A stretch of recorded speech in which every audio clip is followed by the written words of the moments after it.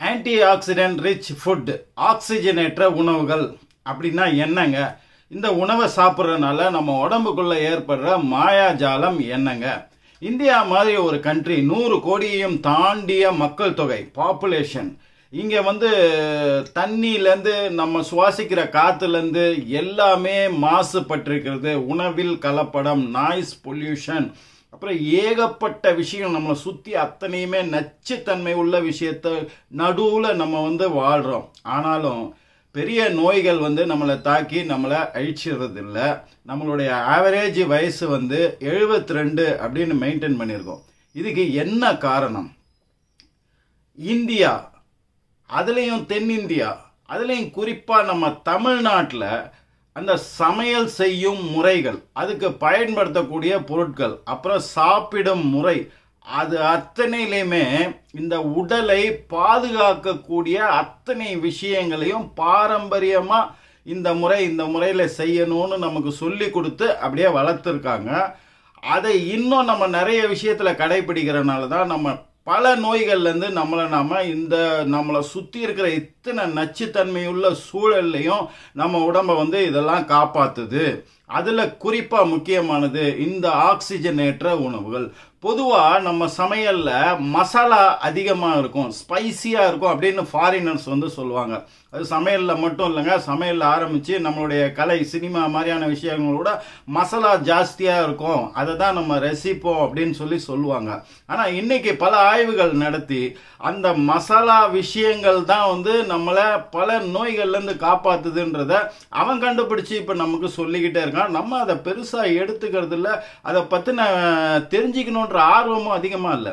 இந்த ஆக்சிஜனேற்றம், anti oxidants, அது சாப்பிடும்போது எந்தெந்த உணவுகள் இருக்குதுன்றதை நான் கடைசியாக சொல்கிறேன். அதை சாப்பிட்றதுனால உடலில் ஏற்படுற மாயாஜாலம் என்ன? ஏன்னா நிறைய வீடியோஸில் இந்த பொருளில் ஆன்டி ஆக்சிடென்ட் இருக்குது, இந்த பொருளில் ஆன்டி ஆக்சிடென்ட் இருக்குது நிறைய சொல்கிறாங்க. பட் அதை பார்த்துட்டு நம்ம அது பெரிய விஷயம் இல்லைன்ற மாதிரி நம்ம கடந்து போயிடுறோம். ஆனால் உடலுக்குள்ளே போய் அது என்ன செய்யுதுன்றத கொஞ்சம் விஷுவலாக நீங்கள் பார்த்தீங்கன்னா அதில் ஒரு சின்ன சீரியஸான விஷயம் இருக்குதுன்றது உங்கள் மூளைக்கும் மனசுக்கும் பதியுன்ற காரணத்தால் இந்த சேனலோட ஆரம்பத்தில் ஸ்டார்டிங் ஸ்டேஜில் நம்ம அது கிராஃபிக்ஸ்னோட வீடியோ ஒன்று நம்ம போட்டோம். அது பல பேர் உங்களில் பார்த்துருக்க மாட்டீங்கன்றனால திரும்பவும் அதனோட கிளிப்பை எடுத்து நான் போடுறேன். அந்த முக்கியத்துவத்தை நீங்கள் அதை பாருங்கள். அதுக்கப்புறம் ஆக்சிஜனேற்ற உணவுகள் என்னென்ன இருக்குது, நம்ம நடைமுறையில் சாப்பிட்ற விஷயங்களும் சரி, அதில் குறிப்பாக இப்போ எதில் ஆக்சிஜனேற்ற உணவுகள் ஆன்டி ஆக்சிடென்ட்ஸ் இருக்குது அப்படின்றத தெரிஞ்சு சாப்பிட்றதுனாலையும் இந்த விஷுவலை பார்க்கறதுனாலையும் என்ன ஏற்படுதுன்னா ஒரு பிளசிபோ எஃபெக்ட்ஸ் மாதிரி இன்னும் பலவிதமான சைக்கலாஜிக்கல் எஃபெக்ட்ஸ் உங்கள் மூளையில் ஏற்படும் போது நீங்கள் அதுக்கப்புறம் அந்த உணவை சாப்பிடும்போது அது 10 மடங்கு வீரியத்தன்மையோட உங்கள் உடலில் ஆற்றலை கொடுக்கும் அப்படின்ற நம்பிக்கையில் இந்த வீடியோவை முழுக்க பாருங்கள். உங்களுக்கு பிடிச்சவங்களுக்கும் உங்களை பிடித்தவர்களுக்கும் உங்களுக்கு யாரெல்லாம் பிடிக்குமோ எல்லாருக்கும் இதை ஷேர் பண்ணுங்கள். வாங்க இப்போ அந்த கிராஃபிக்ஸ், அது போய் உடலில் என்ன மாயாஜாலம் பண்ணுதுன்றதை பற்றி நம்ம பார்ப்போம். நம்ம உடம்புன்றது இந்த மாதிரி கோடிக்கணக்கான தசை அணுக்களால் செங்கல் கட்சி கட்டடம் கட்டுற மாதிரி இந்த மாதிரி தசை அணுக்களால் கட்டப்பட்டிருக்கு. இப்போ இந்த தசை அணுக்கள் வழியாக உள்ளே போய் நம்ம என்ன நடக்குதுன்றதை பார்ப்போம். இந்த தசை அணுக்களுக்குள்ள கோடிக்கணக்கான மாலிகூல்ஸ்னு சொல்லப்படக்கூடிய உள்ள அணுக்கள் இருக்கு. இந்த மாலிகூல்ஸ்குள்ள எலக்ட்ரான்ஸ்னு சொல்லக்கூடிய ஒரு கூட்டம் இருக்கு. இது கண்ணா பின்னான்னு இல்லாமல் ஒரு அமைப்போட ஒரு ஃபார்முலா படி குறிப்பிட்ட எண்ணிக்கையில் குறிப்பிட்ட அமைப்பில் இது பாண்டிங் ஆயிருக்கு, ஒன்னோட ஒன்று இணைக்கப்பட்டிருக்கு. இதுலேருந்து ஒரு எலக்ட்ரான் விடுபட்டா கூட இந்த மாலிகூல் எந்திரன் படத்தில் வர கெட்ட ரோபோட் மாதிரி, வில்லன் ரோபோட் மாதிரி இந்த மாலிகூல் வில்லன் மாலிகூலாக மாறிடுது. இந்த வில்லன் மாலிகூலுக்கு பேர் தாங்க ஃப்ரீ ரேடிக்கல்ஸ் அப்படின்னு சொல்லுவாங்க. இந்த ஃப்ரீ ரேடிக்கல்ஸ் தான் உங்கள் உடம்புல வர அத்தனை வியாதிகளுக்கும் காரணம். இந்த ஃப்ரீ ரேடிக்கல்ஸ் வெளியில் உள்ள கெட்ட விஷயங்களை உறிஞ்சுறதோட மட்டும் இல்லாமல் இது கான்டாக்ட்ல வர்ற அத்தனை மாலிகூல்ஸையும் வில்லன் மாலிகூலா மாற்றும். அதில் உள்ள ஒரு எலக்ட்ரான் இதை எடுத்துக்கிட்டு அதுங்களை கெட்ட மாலிகூல்ஸுங்களா மாற்றும் போது என்ன ஆகுதுன்னா இது அடுத்தடுத்து கெட்ட மாலிகூல்ஸுங்களை உற்பத்தி பண்ணிக்கிட்டே இருக்கும். அதுலேருந்து ஒரு எலக்ட்ரானை எடுத்துட்டு இது நல்லபடி மாறுறதுக்குள்ள பல கெட்ட விஷயங்களை உடம்புக்கு பண்ணிட்டு அது மாறுது, இன்னும் ஒரு கெட்ட மாலிகுலை அது உருவாக்கிடுது. இப்படியே உருவாக்கிட்டே வரும்போது அந்த தசையில் உள்ள அணுக்கள் மொத்தமும், இந்த மாலிகூல்ஸ் மொத்தமும் இந்த மாதிரி வில்லன் மாலிகூல்ஸா ஃப்ரீ ரேடிக்கல்ஸா மாறும்போது அந்த தசை அணு மொத்தமுமே கெட்ட ஒரு தசை அணுவா மாறுது. அதாவது வில்லன் தசை அணுவா மாறுது. இந்த வில்லன் தசை அணுக்கள் என்ன பண்ணுதுன்னா பக்கத்துல உள்ள தசை அணுக்களையும் பாதிச்சு அதுங்களுக்கு உள்ள இருக்கிற மாலிகூல்ஸையும் இந்த மாதிரி வில்லன் மாலிகூல்ஸா மாற்றும் போது அதுங்களும் அந்த பக்கத்துல உள்ள தசை அணுக்களும் இதே மாதிரி வில்லன் தசை அணுக்களா மாறி ஒரு குறிப்பிட்ட இந்த விஷயம் தொடர்ந்து நடக்கும் போது என்ன ஆகுதுன்னா உங்களுக்கு வெளியில நீங்க சாப்பிட்ற உணவுல வர்ற கெட்ட விஷயங்களையோ இல்ல சுற்றுப்புற சூழல்ல உள்ள நீங்க ஒரு ஸ்மோக் பண்ற ஏரியால இருப்பீங்க, இல்ல தூசுப்பட்ட மாசுப்பட்ட ஏரியால இருப்பீங்க, இல்ல ஒருத்தர் தும்முவாரு, இந்த மாதிரி நிறைய விஷயங்களால உடம்புக்கு உள்ள போற கெட்ட விஷயங்கள் அத்தனையும் இந்த கெட்டுப்போன தசை அணுக்கள் உறிஞ்சி உடம்புக்குள்ள கொடுக்குது. இதனாலதான் வியாதிகள் வருது. இது அத்தனைக்கும் காரணம் இந்த ஃப்ரீ ரேடிக்கல்ஸ்னு சொல்லப்படுற இந்த ப்ராசஸ்க்கு பேர் ஆக்சிடேஷன், ஆக்சிஜனேற்றம் அப்படின்னு சொல்லுவாங்க. இதனால என்னென்ன விளைவுகள் வருது? இதனால ஹார்ட் டிசீஸ் வருது, இதனால லங் டிசீஸ் வருது, ஸ்ட்ரோக் வருது, நுரையீரல் பாதிப்பு, கேன்சர், இது எல்லாமே வருது. ஆனா இயற்கையாவே உடம்பு என்ன பண்ணுதுன்னா இந்த ஃப்ரீ ரேடிக்கல்ஸ் சொல்லப்படுற வில்லன் அணுக்களை சரி பண்றதுக்காக ஆன்டி ஆக்சிடென்ட்ஸ் அப்படின்னு ஒன்று, ஆன்டி ஆக்சிடென்ட்னா ஆக்சிஜனேற்ற தடுப்பான், அதை உருவாக்குது, இயற்கையாகவே உருவாக்குது.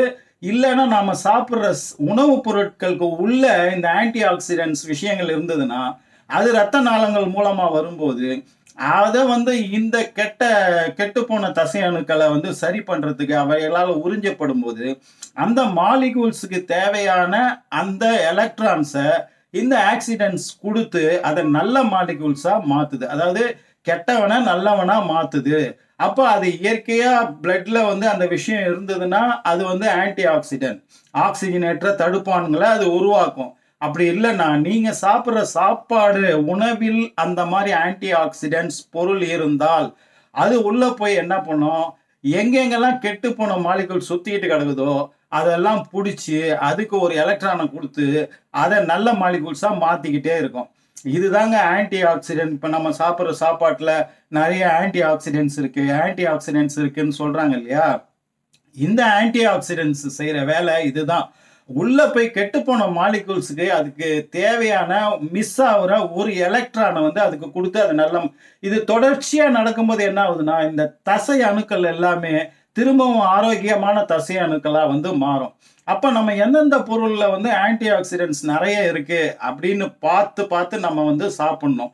இதுதான் இந்த ஆக்சிஜனேற்றம் அப்படின்றது ஆக்சிடேஷன் ப்ராசஸ் மூலமா இந்த ஃப்ரீ ரேடிக்கல்ஸ் உருவாவதை தடுக்கிறது தான் ஆன்டி ஆக்சிடென்ட். சரி, இப்ப எந்தெந்த உணவுகள்ல இந்த ஆன்டி ஆக்சிடென்ட்ஸ் இருக்கு அப்படின்னு பாத்தீங்கன்னா ஃபர்ஸ்ட்ல இருந்து நம்ம வருவோம். ஃபர்ஸ்ட் வெங்காயம்.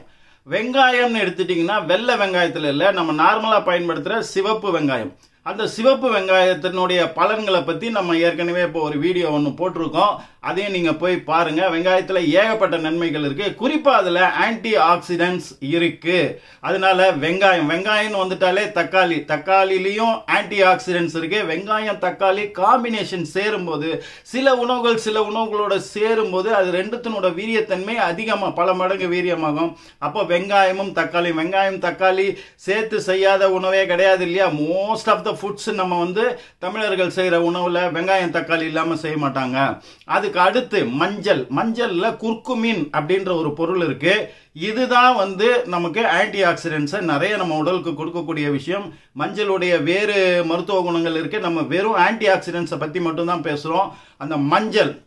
அடுத்தது பூண்டு அதை பத்தி நம்ம தனியா ஒரு வீடியோ போட்டிருக்கோம். நிறைய வீடியோஸ்ல பூண்டோட விஷயங்களை பத்தி நம்ம தொடர்ந்து பேசிக்கிட்டே இருக்கோம். பூண்டுல அதிகப்படியான ஆன்டி ஆக்சிடென்ட்ஸ் இருக்கு. பூண்டுன்னு வந்துட்டாலே இஞ்சி. அப்ப இஞ்சி பூண்டு ரெண்டுத்தினோட காம்பினேஷன் இருக்கு. அது ரெண்டும் சேரும்போது உண்டாகக்கூடிய அந்த கெமிக்கல் விஷயம் மேஜிக்கலான விஷயம். இஞ்சி பூண்டை எந்த அளவுல நீங்க சேர்க்கணும், 1 மடங்கு பூண்டுனாக்கா 3/4 மடங்கு இஞ்சி அதை சேர்த்து தான் நீங்க அரைக்கணும். அதுதான் பெர்ஃபெக்ட் காம்பினேஷன். அதுதான் அந்த காம்பினேஷன்ல அரைக்கும் போது தான் உணவிற்கான சுவையும் சரி உடலுக்கான நன்மையும் அது அதிகப்படுத்தி கொடுக்கும். அதை மைண்ட்ல வச்சுக்கோங்க. இப்ப மஞ்சள் பார்த்துட்டோம், இஞ்சி பூண்டு பார்த்துட்டோம். இப்ப அதுக்கு அடுத்து நம்ம சமையல் பண்ணி இறக்கும் போது உள்ள அந்த கொத்தமல்லி இலை. இந்த கொத்தமல்லிலையும் அதிகப்படியான ஆன்டி ஆக்சிடென்ட்ஸ் இருக்கு. இந்த இலைகள் அப்படின்னு பார்க்கும்போது கீரை வகைகள் எல்லாத்துலயுமே ஆன்டி ஆக்சிடென்ட்ஸ் இருக்கு. கீரைகளில் குளோரோஃபில் அப்படின்னு ஒன்று இருக்குங்க. இந்த குளோரோஃபில் இருக்கிற விஷயத்துல எல்லாமே ஆன்டி ஆக்சிடென்ட்ஸ் வந்து நிறைய வந்து இருக்கும். அதுலேயும் அதில் ராஜா யாருன்னு கேட்டிங்கன்னா, இந்த ஆன்டி ஆக்சிடென்ட்ஸ் அதிகம் உள்ளது வந்து ஸ்பினச். ஸ்பினச்னா பசலைக்கீரை. பசலைக்கீரை ஆன்டி ஆக்சிடென்ட்ஸ் மட்டும் அதிகம் இல்லை, பசலைக்கீரையில் அயன் ஜாஸ்தி இருக்கு. அயன் ஜாஸ்தி இருக்கனால உங்கள் ஹீமோகுளோபின் உற்பத்தி அதிகமாக்கிறதுக்கும் ஆக்சிஜன் அதிகமாக்கிறதுக்கும் ஆக்சிஜனை ரத்தத்தின் மூலமாக உடலுடைய பல பாகங்களை கொண்டு போகிறதுக்கு இந்த மாதிரி இதை அடுக்கிக்கிட்டே போகலாம். அது பசலைக்கீரை வந்து ஏகப்பட்ட விஷயம். எப்பப்பெல்லாம் கிடைக்குதோ நீங்கள் பசலைக்கீரையை வாங்கி சாப்பிட்டுக்கிட்டே இருக்கலாம். அது ஒரு மேஜிக்கலான ஒரு கீரை. அதுக்கு அடுத்தது காய்கறிகள் அப்படின்னு வந்துட்டோம்னா ப்ரக்கோலி. ப்ரக்கோலின்றது நம்பர் 1. ப்ரக்கோலி அதோட காம்பினேஷன் என்னன்னு பார்த்தீங்கன்னா கத்திரிக்காய். ஒன்று ப்ரக்கோலி யூஸ் பண்ணோம், இல்லை கத்திரிக்காய் யூஸ் பண்ணோம். இந்த கத்திரிக்காயும் ப்ரக்கோலியும் இந்த ஆன்டி ஆக்சிடென்ட்ஸ் இல்லாத என்ன பண்ணுதுன்னா கேன்சர் செல்களை வளர விடாமல் தடுக்கிறது. கேன்சர் வருவதை தடுப்பதற்கும் வந்த பின்னால் அந்த செல் வளர்ச்சியை கட்டுப்படுத்துவதற்கும் அது ரொம்ப பயனுள்ளதாக இருக்கு. கத்திரிக்காயினோட இன்னொரு பண்ண நரம்பு மண்டலத்தை சுத்தம் பண்ணுகிறது, ரத்த நாளங்களை அது சுத்தம் பண்ணுகிறது. இந்த மாதிரியான விஷயம் நம்ம மரபணு மாற்றம் செய்யப்பட்ட கத்திரிக்காயை தவிர்த்து வேற எல்லா கத்திரிக்காயும் நம்ம சாப்பிடலாம். வெள்ளை கத்திரிக்காய் சாப்பிடலாம், பர்பிள் கலர்ல இருக்கிறத சாப்பிடலாம். பர்பிளும் ஒயிட்டுமா இருக்கிற இந்த கத்திரிக்காய்கள் எதைன்னா அது நாட்டு கத்திரிக்காய், ஒரிஜினல் நாட்டு கத்திரிக்காயான்றதை மட்டும் நம்ம பார்த்துட்டு வாங்கணும். அதுக்கப்புறம் கேரட்ல நிறைய ஆன்டி ஆக்சிடென்ட்ஸ் இருக்கு, பீட்ரூட்ல இருக்கு. பீட்ரூட்டை பத்தி நம்ம தனியா ஒரு வீடியோ போட்டிருக்கோம். அது ஒரு மூலிகை மாதிரியே நம்ம அதிகம் கவனிக்கப்படாத பெரிய மருத்துவ குணங்கள் உள்ள ஒரு காய். அதையும் வாரத்தில் குறைஞ்சபட்சம் ஒரு நாளாவது நீங்கள் வந்து சாப்பிடணும். அப்போ பீட்ரூட்டில் அதிகம் இருக்குது, இதில் இருக்குது. அப்புறம் பீன்ஸ் வகைகளில் பொதுவாக நம்ம பச்சை பீன்ஸ் வாங்கி சாப்பிட்றோம் இல்லையா, அந்த நீட்டாக இருக்கு இல்லையா, அந்த பீன்ஸ் வந்து அதிகப்படியான ஆன்டி ஆக்சிடென்ட்ஸ் இருக்குது. அதில் மற்ற விஷயங்களும் நிறைய இருக்குது. பீன்ஸ்னு பார்க்கும்போது ராஜ்மாதா, கிட்னி பீன்ஸ் அப்படின்னு சொல்கிறாங்க இல்லையா, அதில் ஆன்டி ஆக்சிடென்ட்ஸ் நிறைய இருக்குது. அப்போ பீன்ஸில் இது ரெண்டும். அப்புறம் நட்ஸ்ன்னு பார்த்தீங்கன்னா வால்நட்ல நிறைய இருக்குது. அப்புறம் பழ வகைகளில் இந்த விதைகள்னு பார்க்கும்போது மிக மிக அற்புதமான மருத்துவ குணம் உள்ளது திராட்சை பழத்தினுடைய கொட்டை. இப்போ திராட்சை பழத்தினுடைய கொட்டையை தனியாக நம்ம சாப்பிட முடியல, நான் 2 விதமாக சாப்பிடலாம். கருப்பு நிற திராட்சை, அதுக்கு உள்ள வந்து விதையுடன் கூடியது. விதை இல்லாத திராட்சையை நம்ம சாப்பிடவே கூடாது, உடலுக்கு அது நல்லது செய்யாது.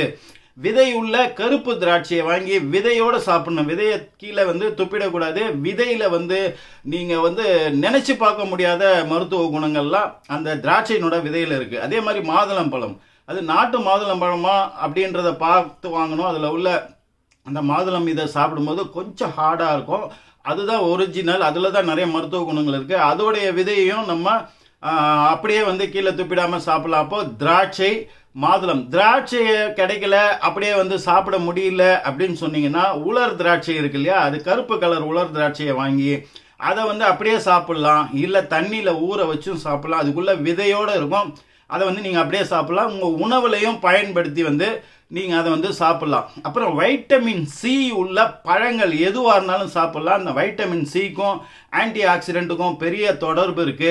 அதுல டாப்ல பாத்தீங்கன்னா நெல்லிக்காய் வரும், அதுக்கு அடுத்து வந்து நம்ம லெமன் வரும். லெமன்னா எலுமிச்சம்பழம், அப்புறம் ஆரஞ்சு, சாத்துக்குடி.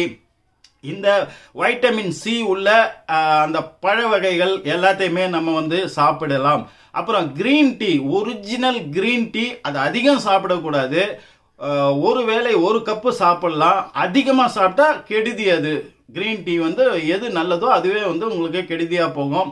ஒரு நாளைக்கு 1, வாரத்தில் 2-3 முறை ஒரிஜினல் கிரீன் டீயை வந்து நீங்கள் சாப்பிடலாம். அதுக்கு அடுத்து வந்து இது எல்லா பொருட்களையுமே நீங்க சாப்பிடலாம், இது இல்லாத பொருட்களையும் சாப்பிடலாம். அதுக்குள்ள ஆன்டி ஆக்சிடென்ட்டை கொண்டு வருது எப்படி? இங்கதான் தமிழர்களுடைய வாழ்க்கை முறையை பத்தி நம்ம ஸ்பெஷலா பேச வேண்டியிருக்கு. இப்ப நம்ம சொன்ன அத்தனை விஷயம், வெங்காயம், தக்காளி, மஞ்சள், இஞ்சி, பூண்டு, இதெல்லாம் இல்லாம நம்ம மோஸ்ட்லி நம்ம வந்து சமையல் பண்ண முடியாது இல்லையா? அப்ப எப்படி கொண்டாந்து வச்சிருக்காங்க பாருங்க. அப்படி இல்லாத உணவுகளையும் நம்ம சாப்பிடும்போது அதுக்குள்ளேயும் ஆன்டி ஆக்சிடென்ட் வரணும் அப்படின்றதுக்காக வாழை இலை, பனானா லீஃப், இந்த பனானா லீஃப்னுடைய பல மருத்துவ குணங்களை விட ஆன்டி ஆக்சிடென்ட், அதில் பாலிஃபினால்னு ஒரு சொல்லி சூப்பரான ஆன்டி ஆக்சிடென்ட் ஒன்று இருக்கு. வாழை இலையை விரித்து அதில் சூடான உணவை பரிமாறும் போது இந்த கெமிக்கல் ரியாக்ஷனில் இந்த வாழை இலையில் உள்ள ஃபீனால் எல்லாத்தையும், பாலிஃபினால் எல்லாத்தையுமே அந்த உணவுகள் உறிஞ்சி அந்த உணவுகள் அத்தனையும் வந்து ஆன்டி ஆக்சிடென்ட் உள்ள உணவுப் பொருட்களாக மாற்றிடும் அந்த வாழை இலை. இப்போ நம்ம பயன்படுத்துகிறோம். மலையாளிகள், கேரளாக்காரங்க என்ன பண்ணுறாங்கன்னா இந்த வாழை இலையிலேயே மசாலா தடவின உணவுப் பொருளை வச்சு அதை அவிச்சோ இல்லை எண்ணெயில் பொரிச்சோ வந்து அவங்க சாப்பிட்றாங்க. அதன் மூலமாகவும் அந்த வாழை இலையில் உள்ள ஆன்டி ஆக்சிடென்ட் அந்த உணவுப் பொருளில் போகிற டெக்னிக்கை அவங்க பயன்படுத்துகிறாங்க. அது இங்கேயும் இப்போ பாப்புலராக நிறைய ஹோட்டல்களில் பயன்படுத்துகிறாங்க, வீட்லேயும் பயன்படுத்துகிறாங்க. நீங்களும் பயன்படுத்தலாம். நான்வெஜ், மீன் மாதிரி உணவுகள், மற்ற விஷயங்களை வந்து அந்த மாதிரி மசாலா போட்டு இட்லி அவிக்கிற மாதிரி அவிச்சோ இல்லை எண்ணெயில் பொரிச்சோ நீங்கள் சாப்பிடும்போது அந்த வாழை இலையில் உள்ள அந்த பாலிஃபினால் உங்கள் உணவில் வந்து சேர்ந்து விடும். அதனால தான் கடவுளுக்கு படையல் போடுறதுலேருந்து கல்யாணம், திருவிழா எல்லா இதுலேயும் அந்த வாழை இலை போட்டு, இன்றைக்கும் ஹோட்டல்ஸில் பார்த்தீங்கன்னா வாழை இலை, இன்றைக்கும் நம்ம அந்த வாழை இலையை பயன்படுத்திட்டு தான் இருக்கிறோம். கொஞ்சம் நம்ம இந்த தட்டு இதில் சாப்பிட்ற பழக்கத்தை விட்டுட்டு கொஞ்சம் வாழை இலையில் சூடாக உணவுகளை பரிமாறி சாப்பிட்றது வாரத்தில் ஒரு 2-3 நாளாவது நீங்கள் வந்து அந்த பழக்கத்துக்கு வாங்க. இந்த மாதிரி ஆன்டி ஆக்சிடென்ட்ஸ் எது எதில் இருக்கோ, நான் நான்வெஜ் பற்றி சொல்லலை. ஏன்னா இப்போ நான் சொன்ன பொருட்கள் எல்லாம் எளிமையாக விலை மலிவாக கிடைக்கக்கூடிய விஷயங்கள். இதை சாப்பிட்டாலே வந்து போதும். அடுத்து ஒரு நல்ல தகவலோடு உங்களை நான் சந்திக்கிறேன். நன்றி. AJH.